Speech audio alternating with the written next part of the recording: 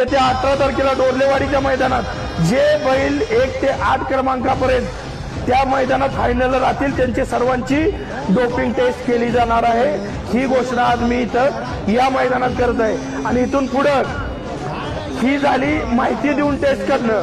ही माहिती देऊन करण्याचं कारण पण असंच आहे की ह्या मैदानात कळेल की जे खरंच डोपिंग टेस्ट किंवा गरज डोपिंगला घाबरतात ते ह्या मैदानात सहभागी होणार नाहीत। प्रामुख्याने सगळ्यांच्या लक्षात ती बैल येतील, पण इथून पुढे भविष्यात आम्ही अखिल भारतीय बैलगाडी संघटनेच्या वतीनं डायरेक्ट रेड जशी पद्धतीनं पोलीस गुप्तचर यंत्रणा मारती तशा पद्धतीने अचानक एखाद्या मैदानात आम्ही संघटनेच्या वतीनं डोपिंग टेस्ट करू।